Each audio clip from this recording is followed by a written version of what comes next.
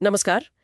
आज हम कुछ दिलचस्प ऐतिहासिक दस्तावेजों और नोट्स के जरिए ये समझने की कोशिश कर रहे हैं कि आज का अफगानिस्तान आखिर बना कैसे। ये कहानी कई परतों वाली है, तो चलिए परत दर परत इसे खोलते हैं। हमारे नोट्स बताते हैं कि शुरुआत तो हजारों साल पहले से करनी होगी। तब ये कोई कोई एक देश नहीं था, बल्कि एक अहम भौगोलिक चौराहा था, कह सकते हैं। जी। यहाँ कई प्राचीन कबीले और सभ्यताएं थीं, जैसे आर्य, पारसी और हाँ, यूनानियों का भी असर रहा सिकंदर के जमाने से। सही कहा। और ये जो शुरुआती विविधता है ना, यही अफगानिस्तान के चरित्र का एक जरूरी हिस्सा है। लेकिन एक बड़ा मोड़ आया 7वीं सदी में, जब इस्लाम आया। फिर गजनवी और गोरी जैसे शक्तिशाली स्थानीय राजवंश उभरे। उन्होंने इस इलाके को इस्लामी दुनिया का एक जरूरी सेंटर बना दिया। और ये सिर्फ धर्म बदलने की बात नहीं थी, इसने शासन, संस्कृति, सबको एक नया रूप दिया। अच्छा, और फिर सदियों तक, जैसा कि नोट्स में है, ये इलाका दो बड़ी ताकतों के बीच फंसा रहा। पश्चिम में फारसी साम्राज्य और पूरब में मुगल साम्राज्य। तो क्या इसका मतलब ये हुआ कि यहाँ हमेशा बाहरी दखली ज्यादा रहा? हाँ, बाहरी प्रभाव तो देखिए बहुत ज्यादा था, यकीनन। और इस बंटवारे ने वहां की राजनीति और पहचान को काफी जटिल बनाया होगा। लेकिन ऐसा भी नहीं है कि अंदर कुछ हो नहीं रहा था। असली मोड़ आता है 18वीं सदी में।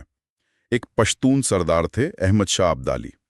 उन्होंने कई कबीलों को एकजुट करने में कामयाबी हासिल की और दुर्रानी साम्राज्य की नींव डाली।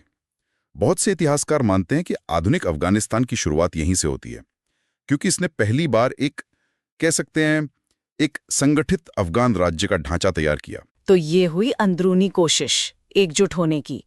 लेकिन फिर 19वीं सदी में वो बाहरी दखलंदाजी और बढ़ गई।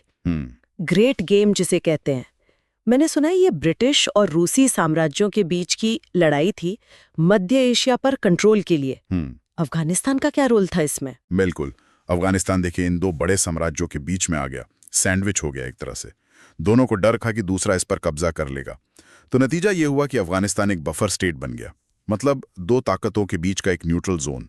उसकी आज़ादी भी एक तरह से इन बाहरी ताकतों के आपसी बैलेंस पर टिक गई। और इसी खींचतान के बीच 1893 में ब्रिटिश भारत और अफगानिस्तान के बीच वो मशहूर डूरन लाइन खींची गई। ये डूरन लाइन ये सिर्फ नक्शे पर एक लकीर थी या इसका कोई ज्यादा गहरा मतलब था? नहीं, ये सिर्फ एक लकीर बिल्कुल नहीं थी। इसने रातों रात, जैसे पश्तून है, उस बड़ी आबादी वाले इलाके को दो हिस्सों में बांट दिया। एक हिस्सा अफगानिस्तान में, दूसरा ब्रिटिश भारत में, जो बाद में पाकिस्तान बना। और ये सीमा देखिए आज तक विवादित है। इसने इस पूरे क्षेत्र की राजनीति और लोगों की पहचान पर बहुत गहरा और कह सकते हैं स्थायी असर डाला है। ये दिखाता है कि कैसे बाहर वाले फैसले जमीन की हकीकत को पूरी तरह बदल सकते हैं। तो इतना बाहरी दबाव, सीमा का बनना, इसके बावजूद अफगानिस्तान एक अलग देश के तौर पर कैसे टिक पाया, कैसे उभरा? हाँ, तो उसकी जो आखिरी मंजिल थी वो आई 1919 में। तीसरा एंग्लो अफगान युद्ध हुआ और उसके बाद अफगानिस्तान ने ब्रिटेन से अपनी विदेश नीति तय करने की पूरी आज़ादी हासिल कर ली। बस यहीं से वो सही मायनों में एक स्वतंत्र सॉवरन नेशन स्टेट बना दुनिया के नक्शे पर। तो ये सफ़र असल में बाहरी ताकतों के खेल और अंदरूनी एकजुटता की कोशिशों का एक मिला-जुला नतीजा था। तो अगर हम इन सभी नोट्स को समेटें, तो अफगानिस्तान का बनना कोई सीधी लकीर नहीं है।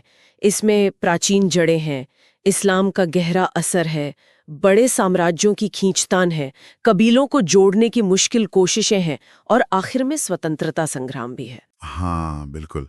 और इसमें सबसे दिलचस्प बात शायद यही है कि कैसे बाहरी ताकतों ने बार बार इसकी सीमाओं को, इसकी राजनीति को शेप देने की कोशिश की, लेकिन साथ ही साथ अंदर से भी एक राष्ट्रीय पहचान बनाने की कोशिशें चलती रहीं। ये कहानी हमें बताती है कि एक राष्ट्र सिर्फ नक्शों या समझौतों से नहीं बनता, उसकी अपनी एक अंदरूनी लय, एक अपनी कहानी होती है। और हाँ, जाते जाते एक सवाल शायद हम सोचने के लिए छोड़ सकते हैं कि किसी भी देश के लिए उसकी वो बाहरी सीमाएं जो अक्सर बाहरी ताकतें तय कर देती हैं, वो उसकी अपनी अंदरूनी पहचान, उसकी एकता और उसके भविष्य के रास्ते को आखिर कितना और कैसे प्रभावित करती हैं।